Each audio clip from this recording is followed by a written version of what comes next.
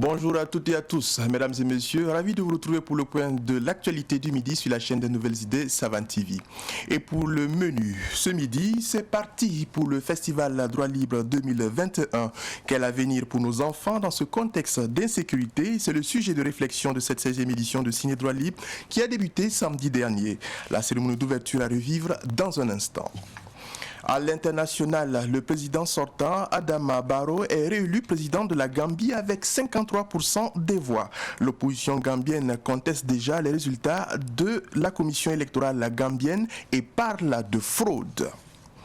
En sport, nous reviendrons sur la moisson de la 11e journée de la Ligue 1, l'ONAB, jouée le week-end écoulé et qui place l'ASFA Yenega et l'USFA comme tenants du titre dans le classement. Une fois encore, mesdames et messieurs, bonjour et ravi de vous retrouver pour le point de l'actualité du midi. Bon appétit si toutefois vous êtes à table. Et pour débuter, cette information qui nous vient, on va dire, du quotidien d'État citoyen, qui confie que le président du Faso aurait rejeté les conclusions du rapport relatif à l'attaque du détachement militaire d'Inata qui a causé la mort de 53 gendarmes le 14 novembre dernier. Le rapport réalisé par l'inspection générale des armées sur ce drame lui a été remis le 30 novembre dernier par le ministre de la Défense. Selon les sources du quotidien d'État citoyen, les conclusions de ce rapport ne contiendraient pas assez d'éléments pour situer clairement les responsabilités des uns et des autres dans la chaîne de commandement. Le chef de l'État aurait donné à nouveau un délai de 10 jours à compter du 3 décembre 2021 pour qu'un retour lui soit fait. Autre sujet pour poursuivre, mesdames et messieurs, ce n'est pas en chassant un président qu'on va résoudre la question sécuritaire. Ce n'est pas moi qui le dis, ce sont les propos et la conviction de l'ancien député malien Abba Alassane. En séjour au Burkina Faso, dans le cadre d'une rencontre avec la diaspora malienne, Abba Alassane a animé une conférence publique sur le terrorisme. Fatih Sankara a suivi. 2 heures, c'est le temps mis par l'ancien député malien Abba Al-Hassan pour décortiquer les contours du terrorisme au Mali, au Burkina et au Niger. Pour lui, au lieu d'accuser la France, il faut plutôt que les pays africains fédèrent leurs énergies dans la lutte. On ne peut pas défendre un État par procuration. Les États se défendent par les fils du pays. Hein. Regardez les effectifs de nos armées. Très maigres. Quand on te dit l'effectif réel de l'armée du Mali ou du Burkina ou du Niger, tu es surpris. C'est à quoi j'ai confiance? C'est le génie africain. C'est à quoi j'ai confiance? C'est le sursaut de tous les Africains pour comprendre que trop c'est tôt, il faut qu'ils redeviennent eux-mêmes, qu'ils croient en eux, qu'ils peuvent sécuriser leur territoire, qu'ils peuvent développer leur pays. L'ancien député malien rejette l'idée selon laquelle chasser un président élu et installer des militaires au pouvoir pourrait mettre fin au terrorisme, même s'il soutient la transition malienne. Selon Abba Al-Hassan, 2 tiers du territoire malien est occupé par les forces du mal. Alors qu'avant les coups d'État, aucune portion du territoire malien n'était occupée par les terroristes. Je ne sais pas comment un militaire qui fait un coup d'État et à qui on va fixer 6 mois ou 3 mois ou 4 mois, va pouvoir les régler. S'il le dit, ce n'est pas vrai. Il ne peut pas.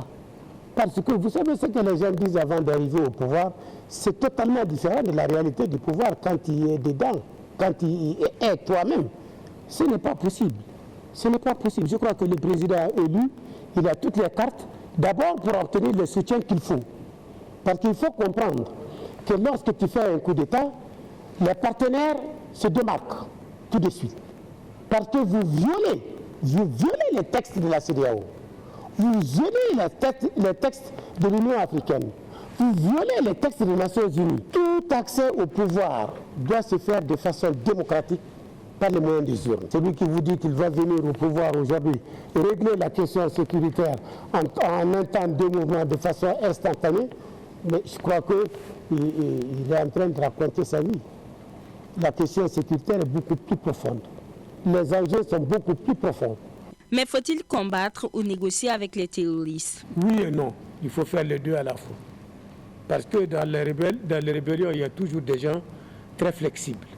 Les gens ne sont pas les mêmes. Hein. Il y en a qui sont prêts, même demain, à venir aux négociations. Il y en a qui ne sont pas prêts à venir aux négociations. Regardez au Tchad, ils ont fait lancer un appel pour un dialogue. Le dialogue pour lequel ils ont appelé tous les Tchadiens, certains ont répondu. Certains continuent à poser encore des conditions. Certains vont venir, certains ne vont pas venir. Ceux qui viennent, tant mieux. En tout cas, c'est un cadre. Ils ont eu l'opportunité de vider leur sac, de tout dire, parce qu'il n'y a pas de sujet tabou. Mais c'est les irréductibles qui vont rester et qui vont refuser le dialogue, qui vont opter pour la guerre. Il faut leur livrer la guerre. L'ancien député malien, Abba Al-Hassan, s'indigne également de l'arrivée du groupe Wagner au Mali. Pour lui, Wagner ne va pas sortir le Mali de l'insécurité. Tout comme la France, le groupe russe ne vise que ses intérêts. Abba Al-Hassan est secrétaire général de l'ex-parti de la mouvance CODEM, Convergence pour le développement du Mali. Il séjourne au Burkina dans le cadre d'une rencontre de son parti avec la diaspora malienne. Un reportage signé Fatih Sankara avec laquelle nous restons toujours dans le sujet insécurité et on parle, on va dire cette fois-ci, de la réaction des femmes des corps habillés à la suite de pasteur Mamadou Karambiri. Ce sont elles, les épouses des corps habillés, qui appellent au jeûne et à la prière. Elles appellent tous les Burkinabés à communier avec elles pendant un mois dans le jeûne et la prière pour sauver le Burkina Faso. C'est devant la presse samedi dernier à Ouagadougou que les femmes des corps habillés ont lancé cet appel. Et comme je l'indiquais, c'était en présence de Fatih Sankara. Un mois de prière et de jeûne pour le retour de la paix et de la sécurité au Burkina. C'est l'engagement et l'appel des épouses de l'Union des corps habillés du Burkina. Ces femmes affirment souffrir en silence et n'ont plus d'armes que d'implorer Dieu. Ce qu'on a attendu à Inata, nous on ne veut plus entendre ça. Qu'ils soient ravitaillés en vivres. Parce que si on ne mange pas, on ne peut pas aller en guerre. Si on est affaibli, on ne peut rien faire. Et pourtant, si eux, ils ne tiennent pas, c'est dire que nous, les femmes, nous pleurons. Mais un jour, je pense que la population, ensemble avec nous, là, on va se retrouver à la place de la révolution pour pleurer ensemble. Mais ça n'aura plus de sens. Nos souhaits sont que toutes les filles et fils du Burkina s'impliquent à jouer un rôle pour soutenir nos forces de défense et de sécurité, pour faire face à l'adversité, car ensemble nous vaincrons. C'est dans cette perspective de restaurer la paix que l'Union des épouses des corps habillés, soucieuse de la vie de nos époux, nos enfants, la population sans moyens de défense, tente d'apporter notre touche en tant que mère génitrice de vie et de l'humanité, lance un mois de prière à compter de ce jour, 4 décembre 2021, de jeûne en soutien indéfectible et de solidarité à nos forces de défense et de sécurité, au VDP, et pour souhaiter propre rétablissement aux blessés. Les épouses des corps habillés sont soutenues dans cette initiative par la députée Mamounata Tiendel-Burgo. Elle lance un appel au peuple burkinabé. Elle appelle à l'apaisement des cœurs et à l'union, que c'est dans l'union que nous allons vaincre les forces du mal. Donc nous devons les soutenir dans ce combat-là. Dans les jours à venir, semaines à venir, on va lancer une collecte de fonds pour soutenir ces forces de défense et de sécurité, ces VDP et toutes ces veuves et toutes ces femmes, braves femmes qui accueillent leurs époux, qui reviennent du front.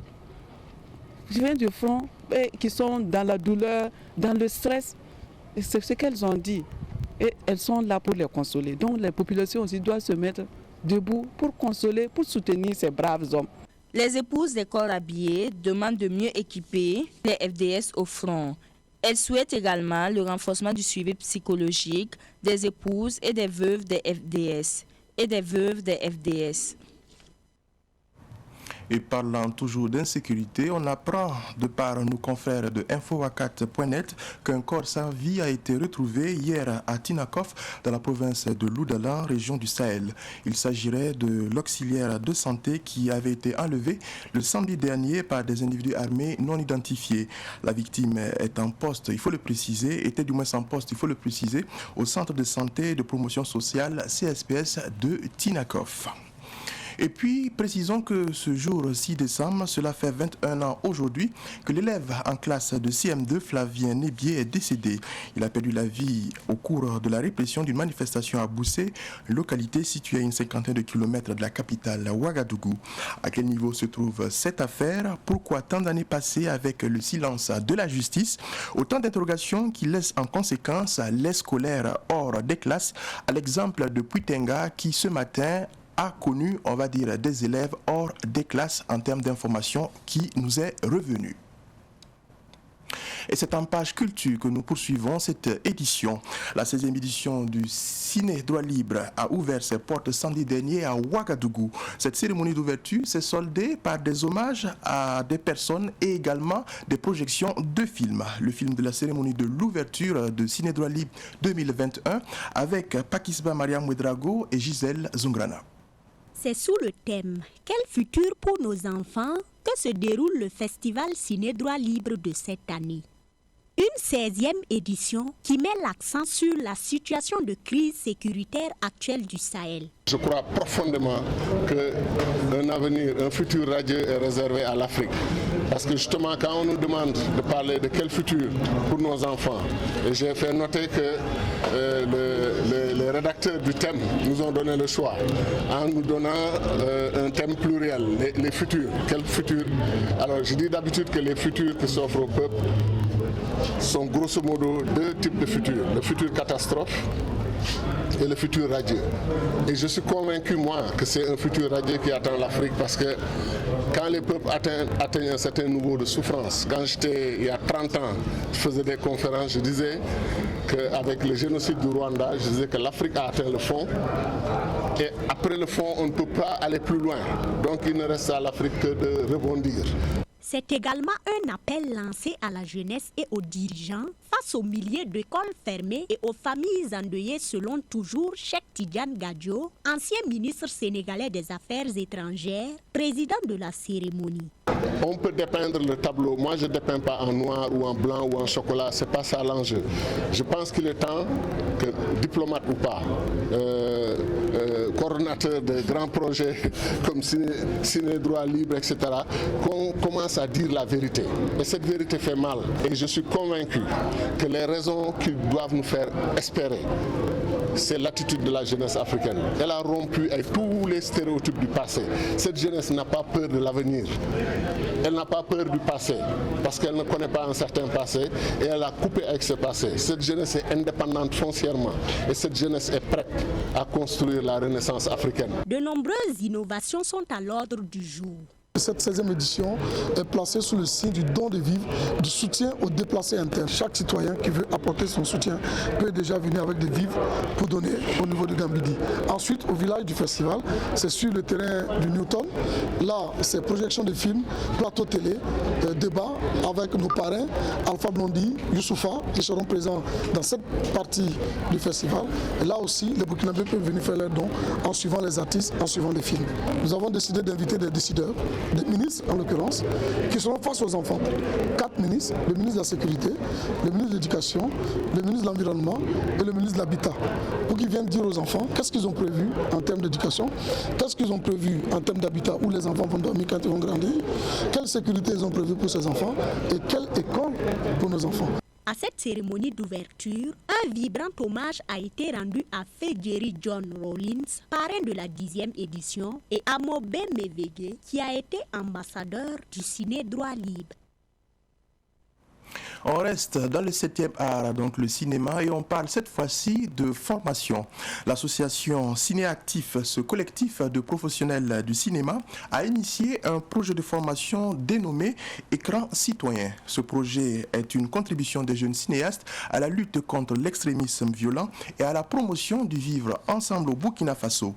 Après les villes de Dédougou, Waïguia, Kaya, Fada et Bobo-Dioulasso, ce sont les jeunes de Banfora et Gawa qui ont été outillés grâce à l'appui d'Africalia. Plus de précisions dans ce reportage d'Issa Oumaratier.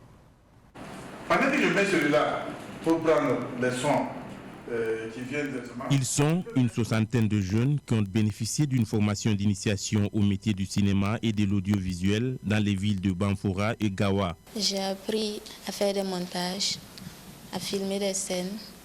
Comment écrire un scénario et comment remettre une histoire en place pour que ce soit un film.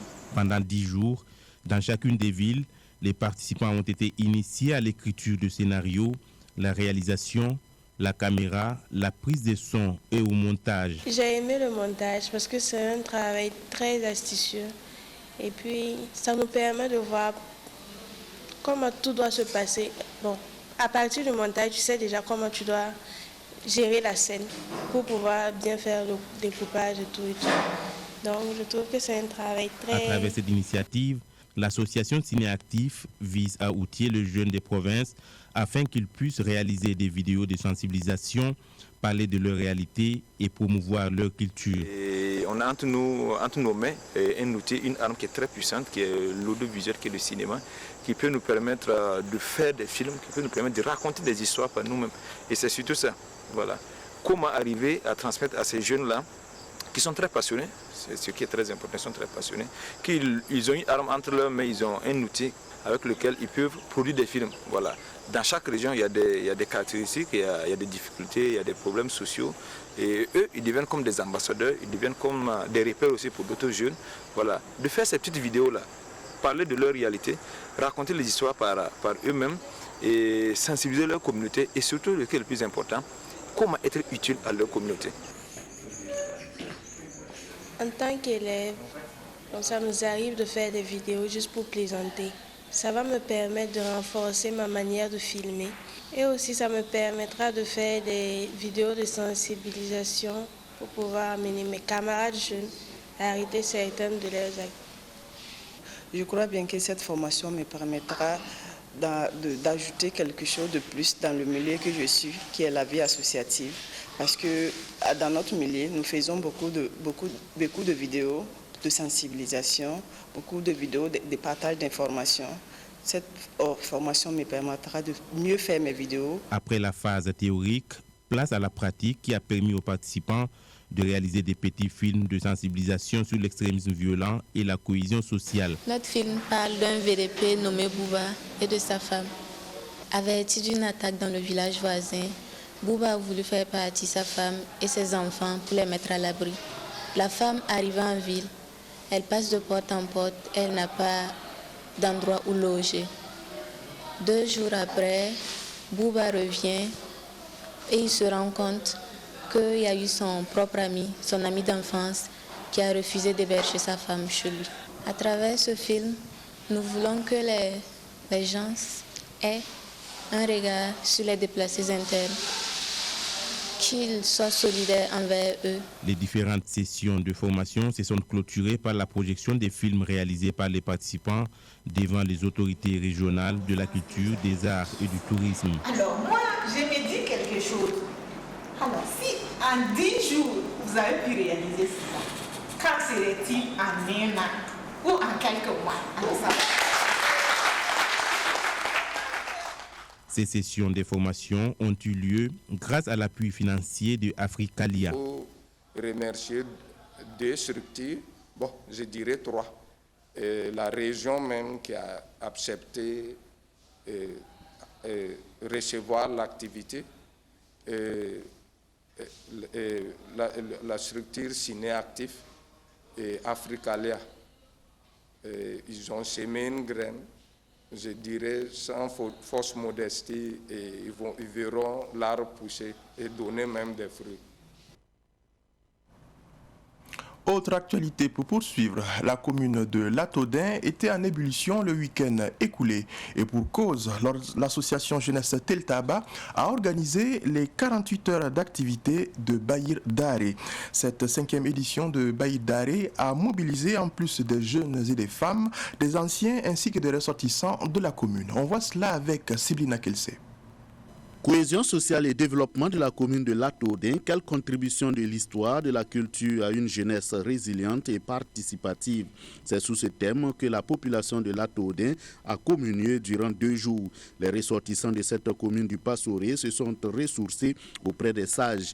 Innocent Désiré Zambelungo, président de l'association Jeunesse Teltaba, précise qu'il faut souvent être en phase avec les valeurs culturelles. Le thème, à notre sens, il est plus qu'évocateur parce qu'il constitue un fait d'actualité. Cohésion sociale et développement à la base, nous disons qu'on ne peut pas parvenir à ces 2 enjeux sans que nous retournons à nos valeurs historiques et traditionnelles. Parce que le monde est émaillé de tout genre de troubles Et pour nous, c'est le fait que ces valeurs ont été un temps soit peu ignorées, méconnues, qui justifie ces troubles sociaux dont nous vivons. Pour cette 5e édition de Bahir Daré, il y a eu des concours d'excellence à l'école, une éducation aux valeurs culturelles et traditionnelles, ainsi que du football. Pour le président, toutes ces activités visent à rassembler les fils et filles de la commune de Latodin autour du développement de la commune. Pourquoi il faut chercher l'excellence à travers les jeunes? Parce que c'est eux qui constituent l'espoir, eux qui constituent vraiment l'avenir. Nous prenons pour une éducation selon nos valeurs traditionnelles, mais on ne peut pas avoir des jeunes équilibrés s'ils n'ont pas aussi une compétence selon les valeurs universelles, qui est quand même les études universelles. Nous sommes nombreux qui méconnaissent ou qui ne connaissent même pas du tout l'histoire de la commune. Pourtant, on ne peut envisager l'avenir dès lors qu'on ignore le passé. Le coparrain Paul Sawadogo se réjouit du thème de cette édition qui s'articule autour de la cohésion sociale, la culture et l'histoire. Pour lui, cela constitue le socle du développement. Nous sentons qu'ils ont de la vision, ils savent où ils veulent aller. Que les écueils qu'ils vont rencontrer tout au long de la vie de l'association, qu'ils sachent les dépasser et qu'ils soient toujours en cohésion. Le nom de l'association dit Téltaba. Téltaba, moi j'allais dire, il doit avoir une devise. Téltaba, la Bahir Mengo. Donc je les encourage à continuer et toute difficulté qu'ils vont rencontrer, qui se secoue, c'est la poussière, ça va tomber et qu'ils continuent. L'ancien ministre de la Sécurité Ousseini Compaoré a représenté le patron de cette édition, Mahamadou Bonkungu, président directeur général de Ebomaf.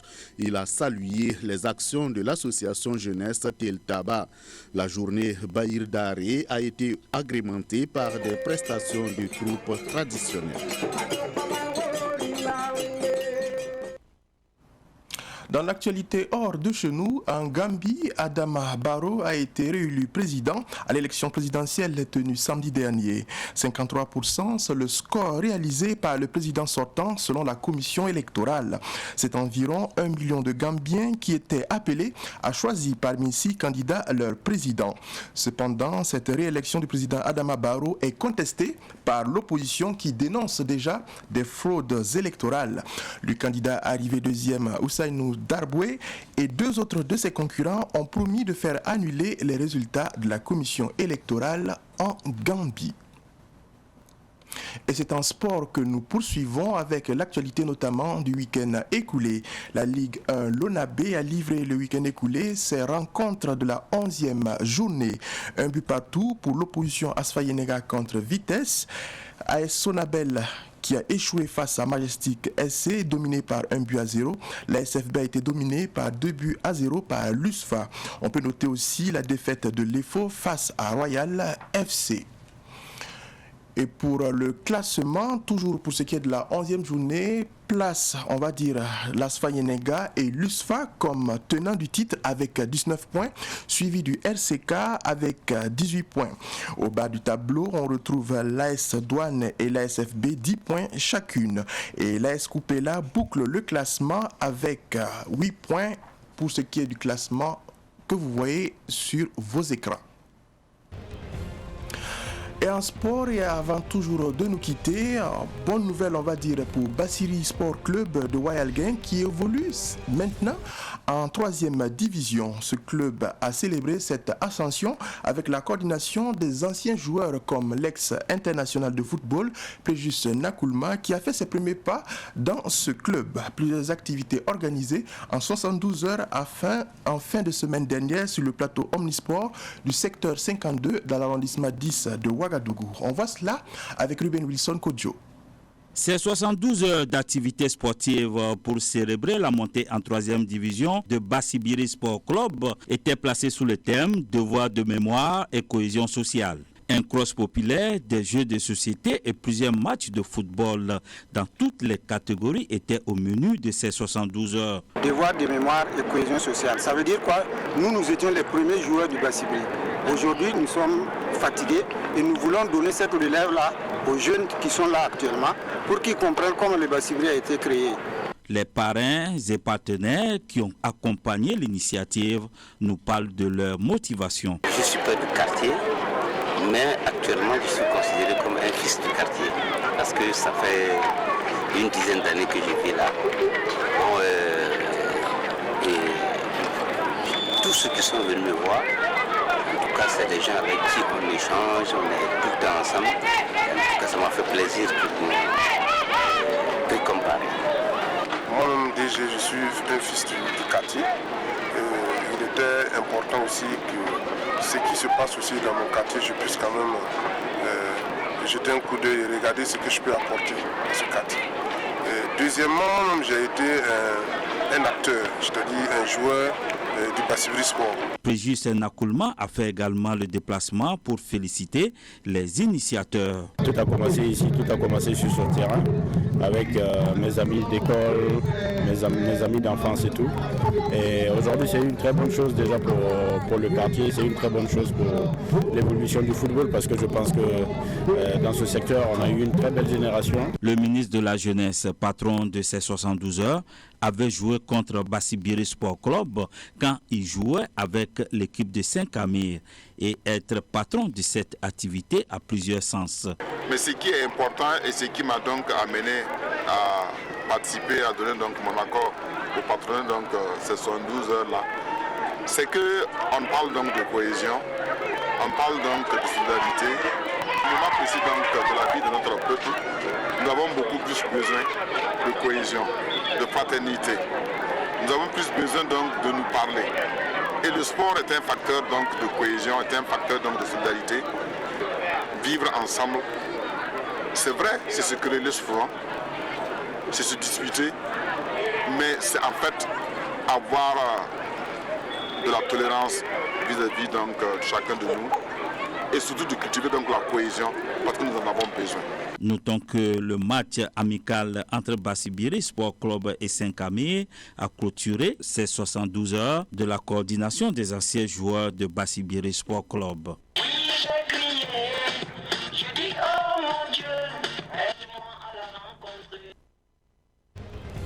Et pendant que Bassibiri Sport Club fait son ascension pour ce qui est de la 3e division, notre pensée ce midi va à l'endroit de ceux qu'on appelle activistes. Ils sont sur les réseaux sociaux mais également membres d'organisations de la société civile. Ici prend fin cette édition du journal du midi. Merci à vous qui avez été des nôtres. Très bonne suite en compagnie de nos programmes.